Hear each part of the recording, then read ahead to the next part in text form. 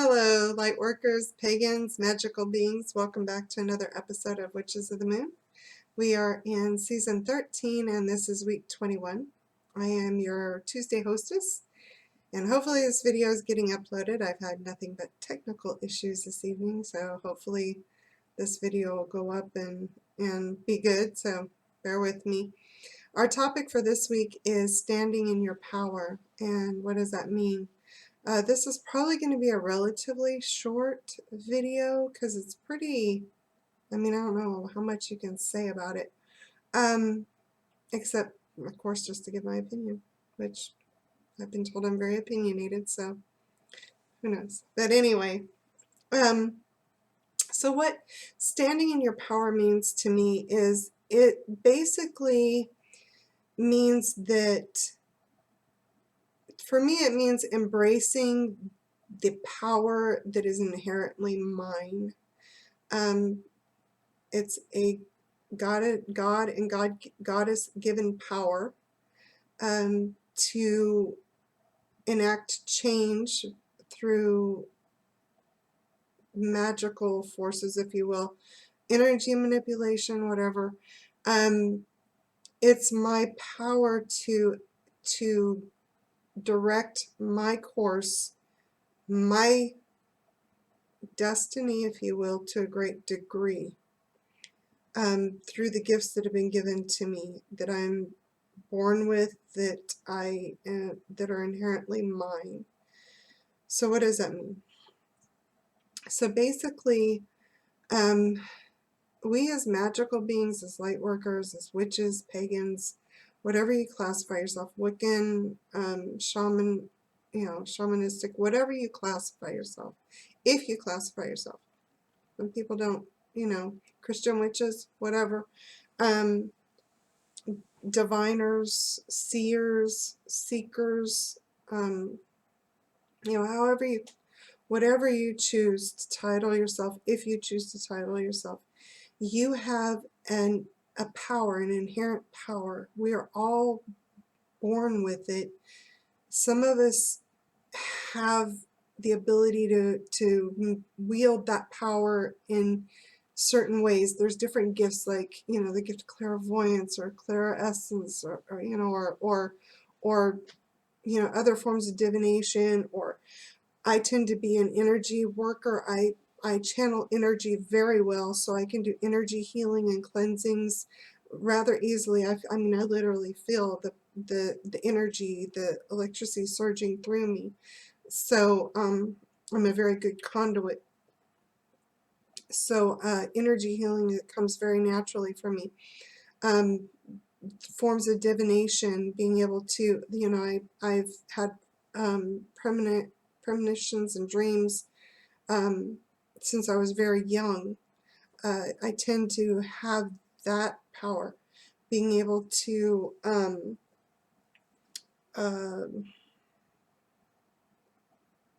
gosh, the various forms of magic, what people consider magic, you have that power. Now, some people have different gifts that come more easily to them, just as if someone, basically it's like this. I was explaining it to someone the other day, that if you can learn to play an instrument, okay? Like my sister was very good at playing the flute. I was decent at playing the saxophone and the violin. I was okay at playing the violin. I would say I had a little more talent for playing the clarinet. But I had a friend in elementary school that could play the violin like it was nothing. So being able to, I could pick up an instrument, I could read the music, I could learn to play it, right? I could learn the chords. I couldn't read music for crap, but I could play the notes, right? And the music sounded okay, but then you have those people that they can just, it sounds like they're playing an instrument and they sound like a whole flippin' symphony, right? There are some people that are naturally talented in math and formulas and things like that, and they can calculate things and understand those things like nothing. Now I can learn it. It's going to take me a while, and I may not fully understand it, but I can get through it. but there's those people that have that talent for it, right? There's some people that have a natural talent for singing. I can sing notes, I can somewhat carry a tune, but then you have those that just have that voice, right? So same thing with magic, I believe, and our talents in that realm. There's some people that, you'll find your niche. You'll find that thing that you're just really resonates with you and that you really grasp and can do very well.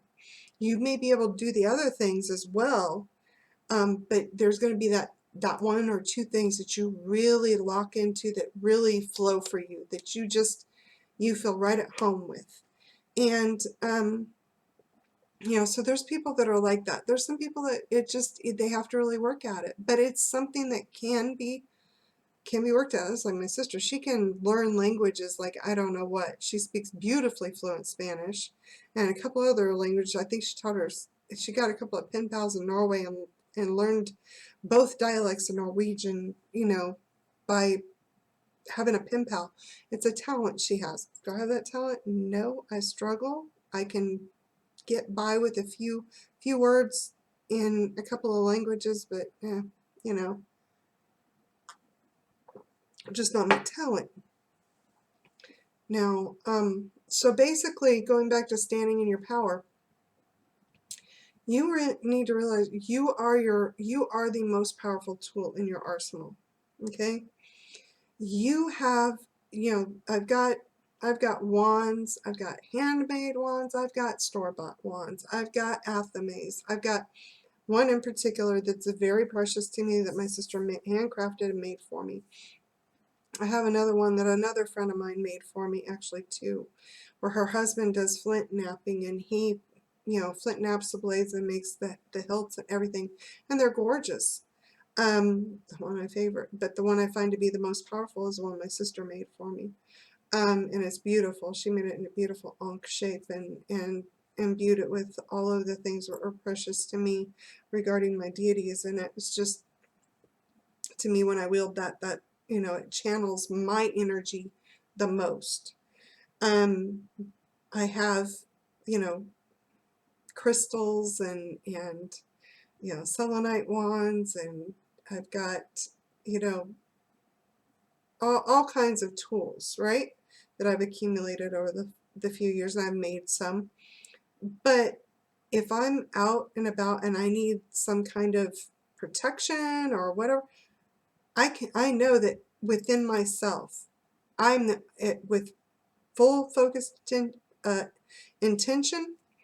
I don't need those things. They're helpful because they do help to direct or channel or enhance my energy, but do I need them? No, I don't. I can stand in my power and I can direct that energy, and I can set my intention and manifest what I need to manifest. So that to me is what standing in your power means. It means understanding that you are powerful. You are all that you need. When push comes to shove, you are all that you need to enact a result. Excuse me. New mouth, breaking it in. So basically, that's what that means to me. So you just need to embrace what is divinely in you,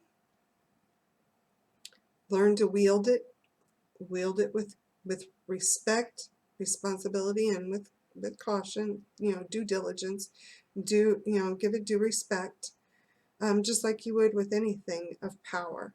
You don't jump in your car and just go off, half cocked, so to speak. You have a certain reverence for it, right? Same thing with your power.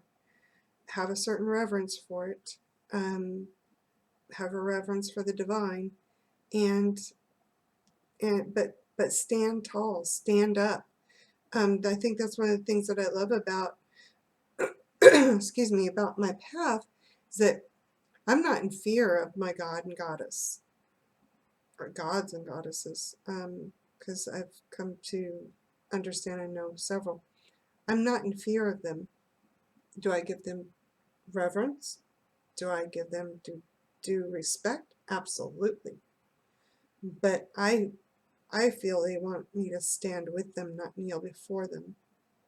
That they're there to hold me up and to guide me and push me along and help me to stand tall, not to push me down and for me to be in fear of them. If I don't, could they be angered? Absolutely. Just as any of us can. We're all aspects of them. So, but again, so stand in your power, stand tall, stand and be. I heard somebody say one time that, I am the scariest thing in the dark.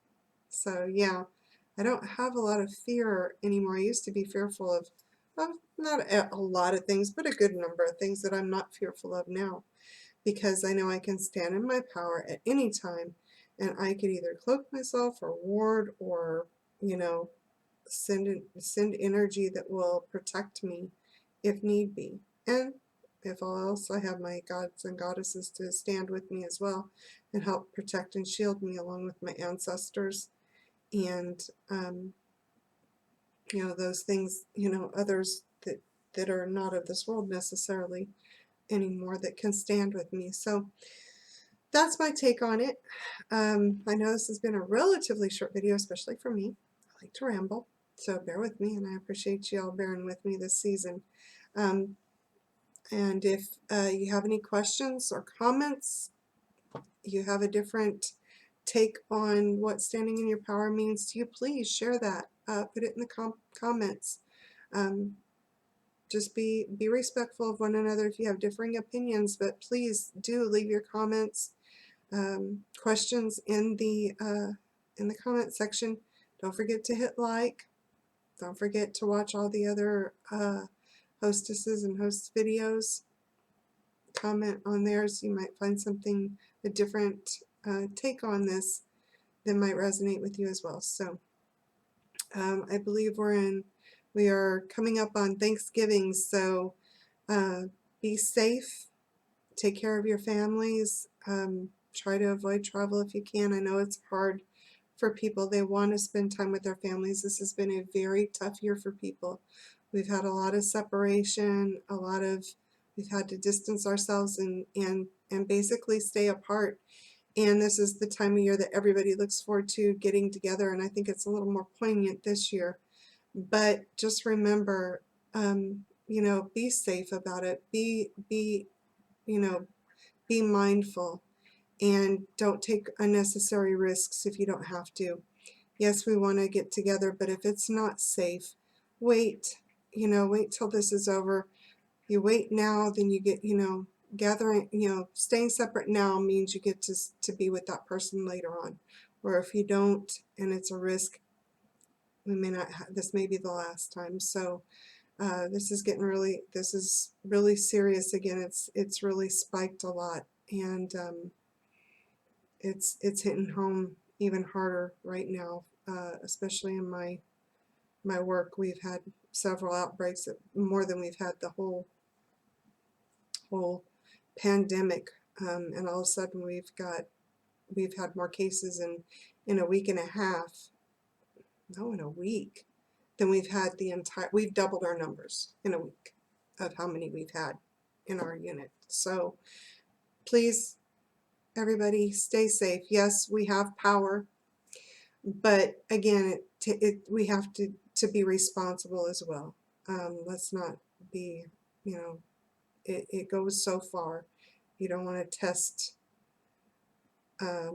your power that way. So be safe, take care. I hope everyone's Thanksgiving is bountiful and blessed, and look forward to seeing you on the flip side. So blessed be.